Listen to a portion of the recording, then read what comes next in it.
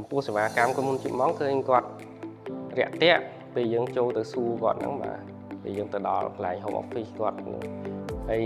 តាក់ទងការឆ្លើយតបរបស់គាត់គឺលឿនឃើញគាត់ថ្ងៃមុនហ្នឹងឆាតរហូតដល់ម៉ោង10យប់គាត់នៅឆាតបានឆាតរហូតឆ្លើយឆ្លងមួយខ្ញុំរហូតបាទ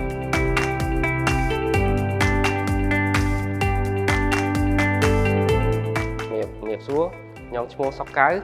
ជាម្ចាស់ផ្ទះសពហៅនៅគម្រោង Grand Landmark 271ខ្ញុំស្គាល់គម្រោង Grand Landmark 271តាមរយៈបងប្អូនគាត់ប្រាប់ព្រោះរិសាសែលពេលគេបើកគម្រោងថ្មីគេបាន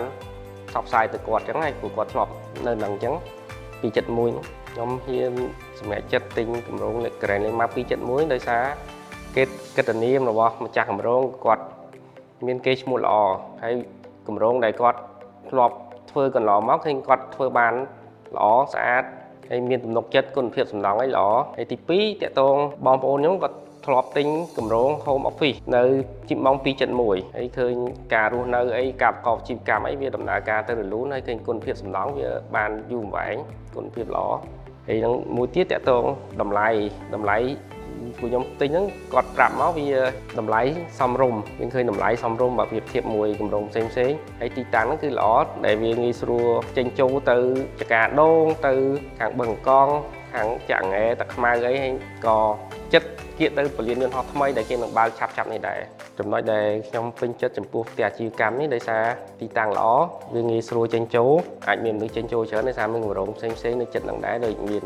កន្លែងផ្សារពីឬប្រជុំអីអញ្ចឹងវាអាចនាំមនុស្សមកម្ដុំខាងហ្នឹងច្រើនហើយទី2តកតងសំណង់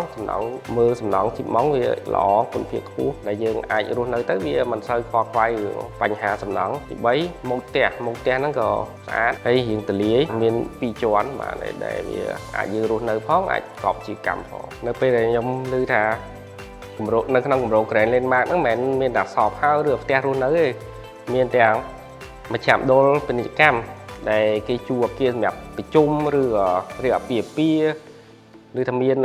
កន្លែងរៀបចំ Sport Center ជាកន្លែងលេងកីឡាច្រើនប្រភេទហើយមានសួនដើរ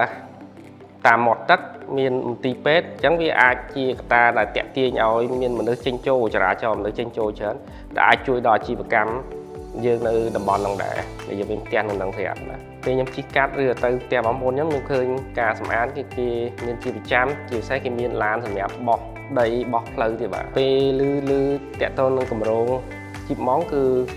ធ្វើឲ្យមានការទុកចិត្តខ្លាំងដែរព្រោះដោយសារកិត្តិនាមរបស់ជីម៉ង់ឥឡូវរៀងល្បីល្បាញគាត់មានអាជីវកម្មច្រើនហើយជាពិសេសតាក់ទងអាជីម៉ង់ឡេនគឺមានគេឈ្មោះល្អហើយទីតាំងដែលគាត់រៀបចំមកគឺពីច្រើនគឺទីតាំងដែលវាអំណោយផលទីតាំងល្អដែលបើចំពោះអាជីវកម្មគឺវាអាចជួយអាជីវកម្មបានច្រើន ជីបម៉ុងឡេនជឿជាក់ក្នុងការរស់នៅ